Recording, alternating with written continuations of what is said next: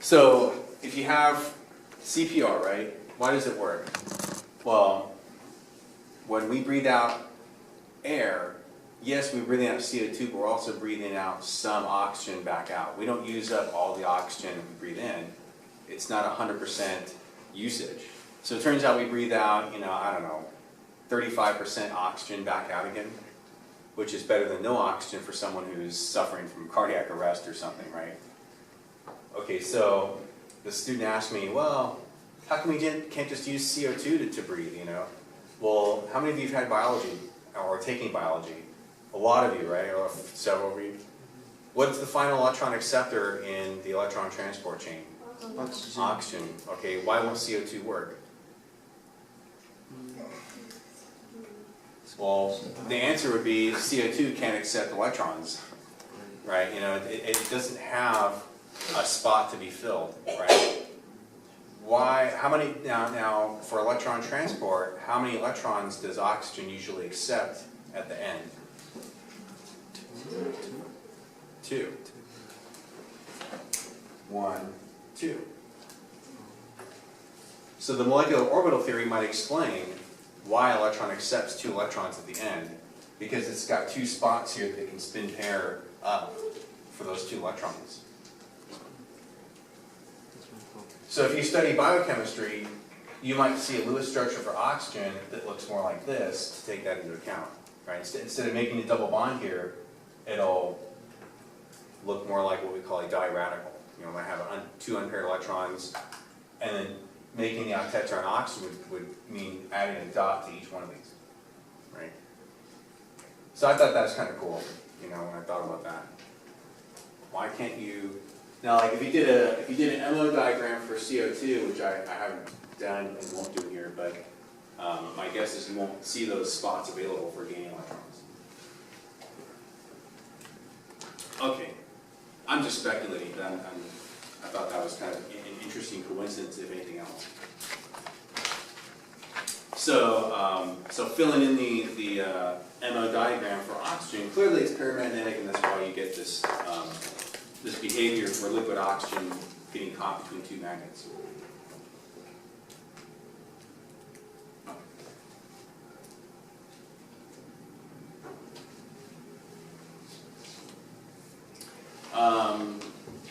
What about nitrogen minus? Right, what would we do there?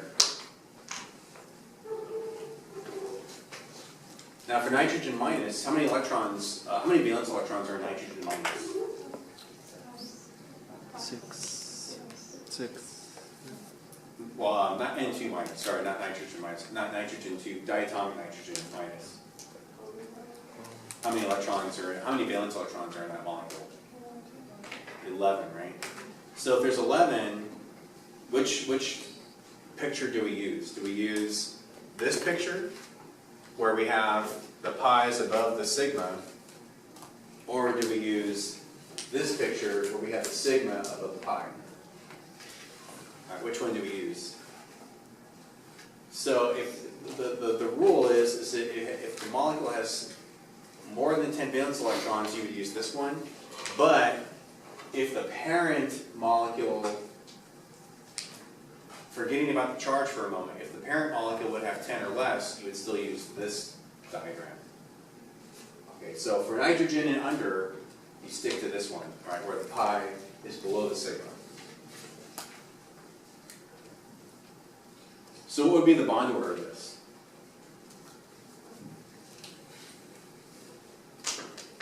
So I don't have the side diagrams here anymore, but this is just the middle pooled part.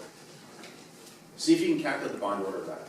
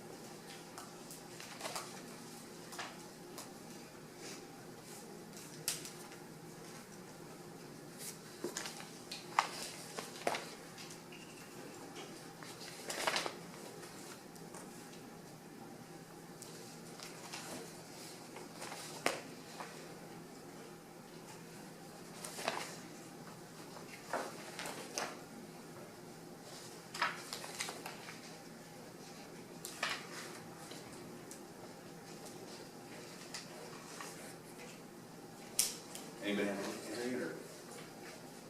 What's the bond order of nitrogen molecule or I don't know what you call. I don't know what you call that. Molecular nitrogen with a minus charge. What would that bond order be? It might be a fraction. Yeah, 5/5. Right. So let's see. So we have.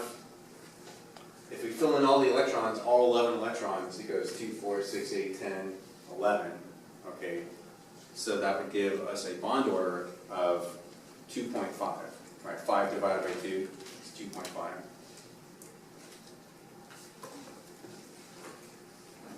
Again, so where did I get this from? Is everybody okay with how I got this? If not, it's a real quick explanation. So 8, it's 2, 4, 6, 8. I'm skipping this one because it's a antibonding molecular orbital. So 2, 4, 6, 8 minus the 2 plus the 1 here. All right, so 8 minus 3 times a half gives me a bond order of 2.5. Wait, sorry, where did the 3 from? Yeah, so the 3 is these 2 antibonding electrons plus this one. So all the stars are in this number here. And then all of the bonding electrons are in the other ones.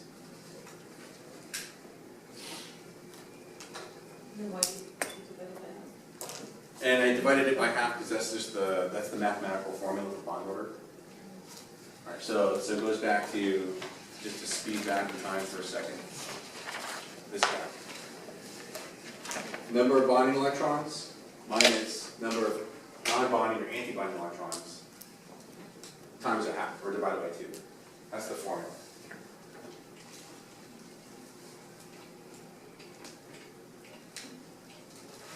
So obviously, N molecular nitrogen minus is paramagnetic. It's got an unpaired electron. Let me ask you this question: Would molecular nitrogen, liquid nitrogen? Have any of you worked with liquid nitrogen before? Maybe, maybe not. It's really cold. Okay, I worked with it. I used to have to fill one of those big dewars every other day. I'd be out there with the mask on. If you walk by the parking lot over here by the swimming pool, there's they use liquid nitrogen for something. I don't know what it is, but I see the guy out there every now and then filling it. Anyway, you got to be trained in cryogenics, I guess, to do it. So if I poured liquid nitrogen between 2 magnets, would I see the liquid nitrogen get caught in the magnet? Right. So take off the minus charge, take off this electron. Oh, no. It's going to be dimagnetic at that point, right? So liquid nitrogen will not get caught between 2 magnets, but liquid oxygen will get caught between 2 magnets. Okay. Predict the bond order of and magnetic properties of C2+. So what diagram do I use? Am I going to use this one, or am I going to use the one we just used for this one, right? Yeah. So we got that. All right, and then how many valence electrons are in C2+? 7, right? Each carbon has 4, but you're taking an electron off. So one of the carbons is going to have 3, and then 4 from the other, and the other 7. So filling in 7, 2, 4, 6, and then this will be unpaired. So what's the bond order? It's 5 minus these 2 divided by 2. Right, so it's 3 halves, or 1.5. Paramagnetic or diamagnetic? That's a paramagnetic.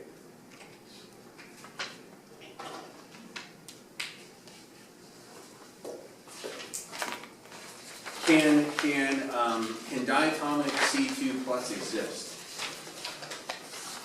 Well, it clearly has a bond order greater than 0, so it can exist. So you might see, I actually have seen ions observed in mass spectrometry like that. So you can get it. It's just, And they also observe really light cations like that in the sun as well. Get some really crazy chemistry goes on in a really hot environment like that. What if we did some heteronuclear diatomics? So homonuclear diatomics are when you have two of the same atom bonded, but if you have heteronuclear, it just means two different atoms. For homonuclear diatomics, the individual atomic orbitals being combined are the same energy. But for heteronuclear, they're different energies, and you'll see the diagrams get shifted based on whichever wants electrons the most. So if you combine oxygen with hydrogen, oxygen will have a lower atomic orbital energy from that. Okay, so getting to speed in here. So here's an MO diagram for nitric oxide for no. Just say no, right? Just say no to the out of control thermostats that make it so hot. No wonder why we're dying here. So while you're roasting in the overblasting heat, I just said no to that. All right. So what do you notice about this side versus this side?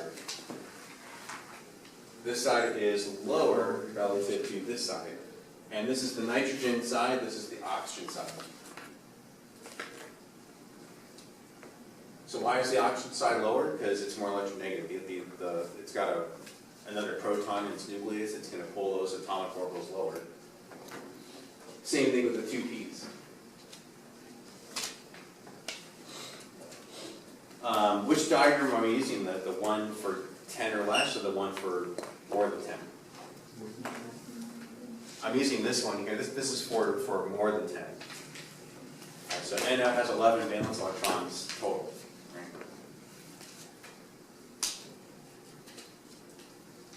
All right.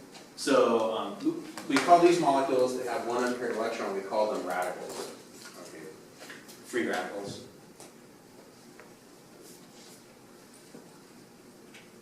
All right, the bond order would be 2.5. Again, where do I get 2.5 from? Where is that 8 minus 3 coming from? 2, 4, 6, 8 minus 2 plus 1 here is 3. All right, so 8 minus 3 times 1/2 gives me 2.5 for the bond order. Does this molecule exist? Yes, it does. Again, anything with a bond order greater than 0 can exist. And we know this molecule definitely exists. When you go get your car smog checked, they look for this compound coming out of your tailpipe. You know that brown gas you see on a nice hot day? That's this. That's that. Nitric oxide. Nitric oxides and nitrogen dioxide. All right, so it's paramagnetic.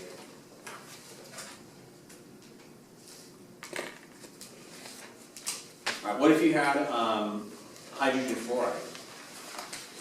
So in this case, the fluorine atom is so much more electronegative than the hydrogen that now, now notice here, hydrogen is 1s, right? Fluorine is a 2s, 2p. What happened to the 2s for the fluorine? All right, what happened there is that the 2s was so low in energy that it wasn't energy matched. The fluorine basically wasn't willing to pull its 2s electrons into here. So the fluorine just said, okay, I'm going to take the 2p5 part of my valence structure and only use those to bond. Okay. So I got 5 here. 4 of them go into these non-bonding orbitals. Those are basically lone pairs on a Lewis structure. And it makes that one bond, that one sigma bond with hydrogen. So it's a 1s bonded with a 2p for its sigma framework. Why are there 2 sigma bonds? Oh, this? I don't know.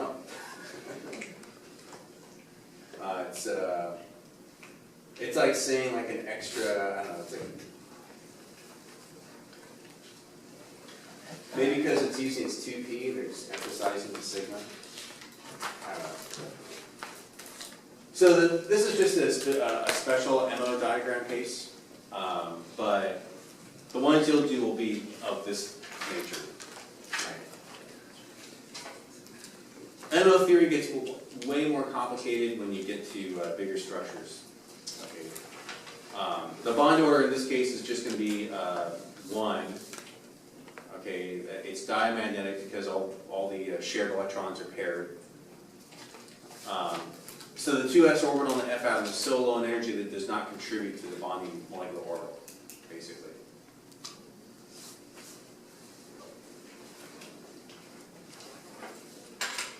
This is just an extreme electronegativity difference case. I'm sharing with you, but not, you won't have to practice it necessarily. Okay, so why do we discuss MO theory? It helps explain magnetic properties of some of the molecules that otherwise are not explained with valence bond theory or Lewis theory. All right.